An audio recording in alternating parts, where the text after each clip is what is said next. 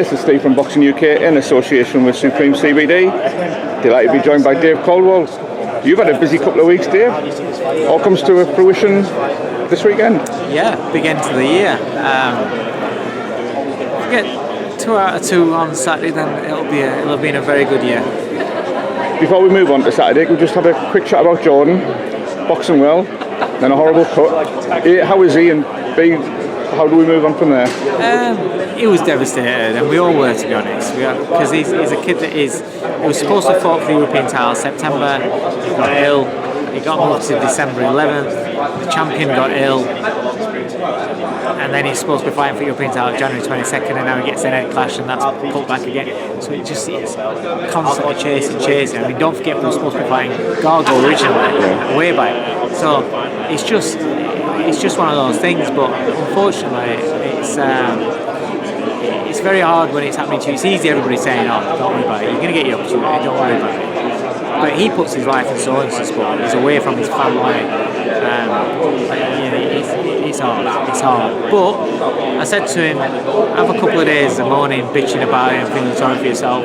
Then start cleaning your head, get your head fixed on this new date, and he'll be back in the gym, just ticking over on Monday before we start properly. Because it's only going to get put back a matter of 4 or 5 weeks. The cuts on the top of the head, thank God, that's what he's got to look at, is that the cut wasn't on his face. If that was on his face, it was that bad a cut, that's a plastic surgery job. So he's very, very lucky, and he would have been out for months, but instead it's put back a few weeks, so he's lucky.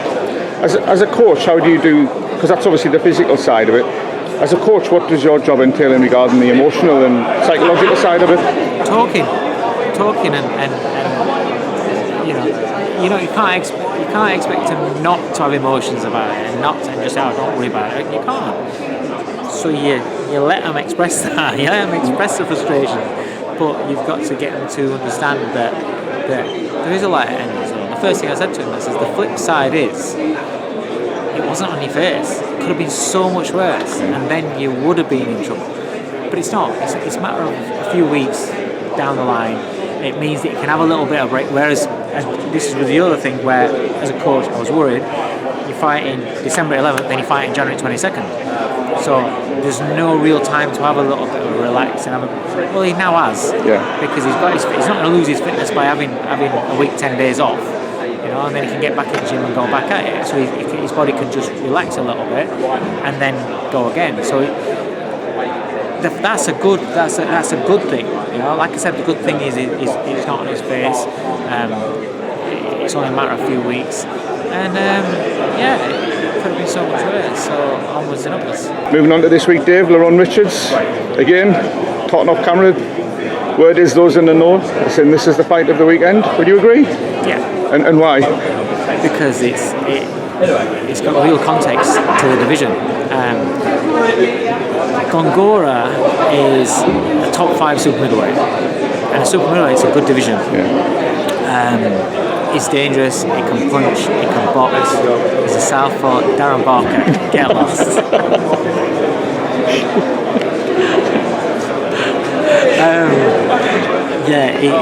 He's a southpaw, he's got a vicious left uppercut, he can bang his right up, straight left hand to the body. He can fight, and about 300 amateur fights, I think. A very, very experienced fighter. So he's a real fighter.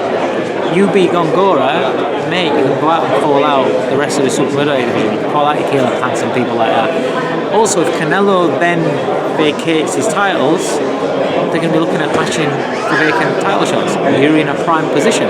So the upside to this fight is massive. Massive.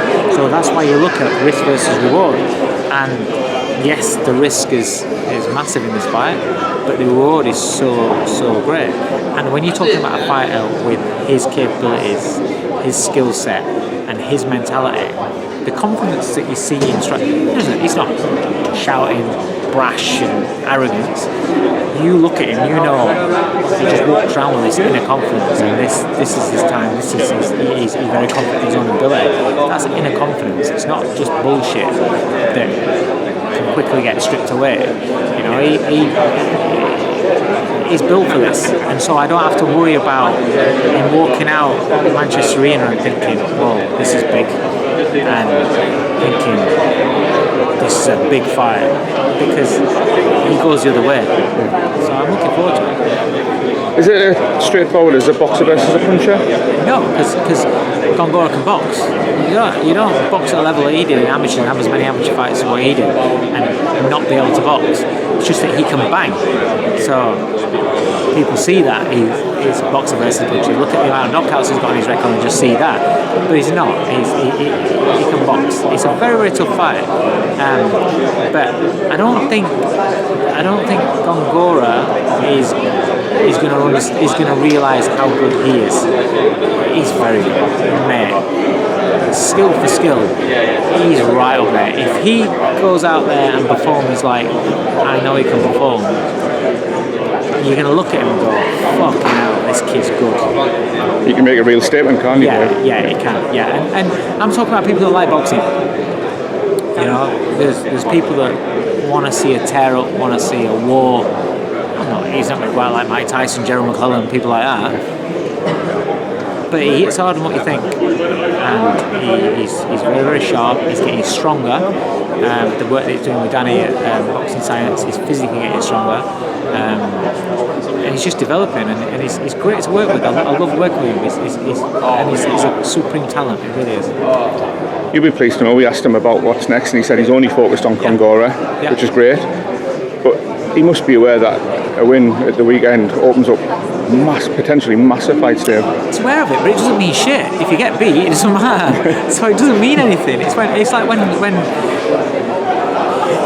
you're fighting for a world title. Who cares that you're fighting for a world title? It only matters if you win. Do you know what I mean? Otherwise, you fought for a world title but you didn't win it. It's like this. Yes, the doors that are on the other side of this are massive. It's a huge gateway. But it don't matter if he gets beat, so he's got to focus on this fight. This fight is all that matters. Indeed. Can we move to the main event? Derek Chisora. You're the boss. You've been saying for a while now that there's a new Chisora, he's been fresh in the gym, etc. What can we expect on Saturday that we might not have ever seen before from Derek Chisora? I don't know if it's something you'll never see before, but it is a different Chisora. If he goes out there and does what he's been doing in the gym and what we've been working on, then yeah, it is a little bit. He's not going to go out there and be Sugar Ray Leonard / Lerrone Richards. Don't get me wrong. I've been trying to do that. But there's little tweaks, there's little or big mistakes that he makes that you try and take away. Little improvements in elements to his games and his offense that you try and improve.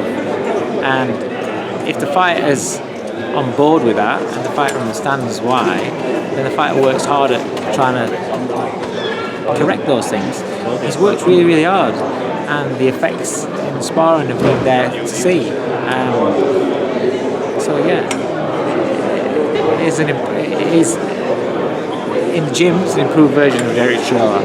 All he's got to do out there is do that on Saturday night and not just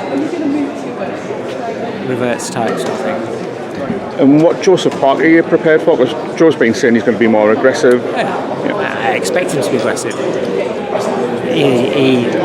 They've been working on his confidence and his mentality. He's got people like Tyson Fury around him. Andy Lee talking to him every day. Andy Lee is a student of Manny Stewart, Adam Booth, sprinkled with himself. That's a really, really good amount of ingredients for a good trainer. So I expect a much better Joseph Parker, which is why I've said to Derek that he can't box like he did in his last fight, which is why he can't. He's got to be smarter, but his attacks have got to be better. And Parker's going to be more aggressive. I expect him to try back Derek up. I expect him to try bully him almost behind his skill set, behind his levers, and get his power shots off a little bit earlier with a lot more conviction. I expect a much better fight than the first one. The first one weren't bad. People make it as though it was dog shit. It weren't dog shit. Right. It weren't bad, you know. but I expect a better one this one because I think both fighters will be better. And we also have a crowd. Yeah, it's a good point. Yeah, that makes a big difference to fighters. You don't understand now. You know when a fight's kind of like awkward, scrappy a little bit even, and just sometimes it can be like sparring when there's no crowd. But when there's a crowd and the atmosphere, it's like it just gives you a little bit. People underestimate the effect that pandemic and behind closed doors has had on fighters. Derek feeds off that, doesn't he? We've been to a few Derek fights where the crowd have got going and he's... Mate, that's why he loves the crowd. That's why he appreciates all the fans. He appreciates all the fans that sing his name. Because that gives him more energy. Not more energy, but more... It just gives him more vibe. You know? It does mean a lot to him. Some fighters thrive off that. Conor Benn's another one. Yeah. Fans, the energy and everything like that. It's just different. Other fighters don't really give a shit whether there's noise or not. They can box the same way. But that tends to be fighters that are pure boxers. They're just calculated and cold and surgical because they're more emotionless. Fighters like your Nigel Benn, your Conor Benn, your Derek Chisora, people like that, they thrive off that crowd. Showman as well, thrive off the crowd. And that's why I think this you'll see as well. You'll see more intense sort of fight. Brilliant. Derek recently said that retirement's for pussies. Did he say that? He did, yeah. So, if he wins, what would you think next from him? And if he loses? Listen, I'll be honest with you, same as Lerrone. I don't really care about what he has to win this fight. He's at the stage of his career. Listen, he chooses to fight because he loves the fight game. He loves fighting. The paymasters, the fans all decide whether they want to continue watching it. But he chooses to fight because he loves to fight. While ever he loves to fight, he's going to fight. The most important fight of his career is right now, is Saturday. Because let's say he fights, wins or loses, he carries on fighting. The result of the fight determines what he's fighting for, the level he's fighting for, the amount of money he's fighting for. Do you know what I mean? The amount of crowd that he's fighting in front of. So this fight is the most important fight of his career. Last one on Derek. I don't know if you saw Tyson Fury put his hit list out for next year. The 5 fights that he wants, and a trilogy fight with Derek Chisora was there. Really? Genuinely, yeah. It was an official Twitter that he put out, and Derek's trilogy was there. What do you make of that? And I'm assuming you and Derek would accept that in a heartbeat. Again, I'm just concerned about Parker. If he's saying that, if I'm Joseph Parker, I'd be like, hang on a minute. I'm just concerned about this one. Listen, you never know what Tyson Fury's going to do.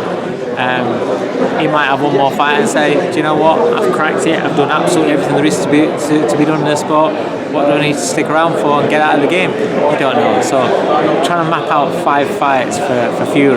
It's like when people are talking about, when AJ mentions about fighting for another 6-7 years or something like that, you don't know in this game. You don't know. It's a very hard game. And the big guys, when you see the big, do you know what it is? You know, in sparring, when you see what the big guys are, don't get me wrong, all fighters are tough and everything, but you hear the weight of those shots that are landing, you think, fucking hell. Yeah. It's a hard game, and as they're getting older, the body starts breaking down. So even though your mind still wants to carry on fighting, the niggles, the injuries, things like that, they might dictate how long you actually are around in the game for. So now I don't know whether Fury will have 5 fights or not. You know, it'd be great if he is, because he's a massive character of the sport.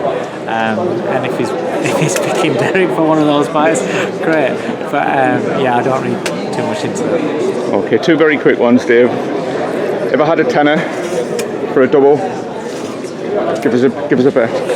Why are you asking me that for? I know it's a stupid question, but as specific as you can then. Lerrone Richards and Derek Chisora double, there you go. Right. Knockout points, rounds, left hand uppercut. Well, actually, no, I'm just interested in the winners. That's it. I do believe Parker and Chisora won't go the distance. Right. Last one, a football one, Dave. You're a dying-the-wool Man United fan. I'm a dying-the-wool Everton fan. Fucking hell, yeah. We're having a crap season, mate, aren't we? Can you sum up Man United and Everton season so far? Because we want to do what you do and get rid of our manager. Shit.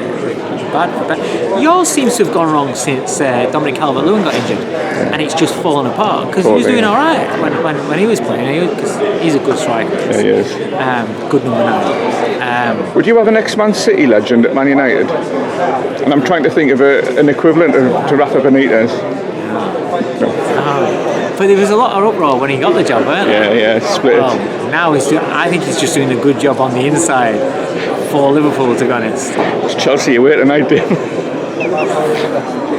I know. Have you got one of those abacuses when it scores? Oh mate, I'm going to bed early. Yeah, that's rough. I like it. Listen, I will always have an affinity to Everton because of Goodison Park. That night with Bellew. So I'm always going to have an affinity with Everton, and I want to see them do well. I hope they do well, but they ain't going to do well under Rafa. That's 100%. I agree. Last thing, Dave, on camera, I just want to say thank you for your time, because without you giving us your time all the time, mate, these kind of channels wouldn't exist or grow. So I really appreciate it, mate. Listen, appreciate you guys, especially. I see the amount of miles that you're putting in, and especially from starting out to where you're getting now. It's great. It's great to see your success. So yeah, it's boxing needs people like you covering it to get it out to the masses. Whether people like the characters that you're interviewing or not, if they're watching, it's good. It's good for the sport. Absolutely. Dave, Merry Christmas to you and your family, mate, and good luck at the weekend. Thanks, mate. Appreciate that. Cheers.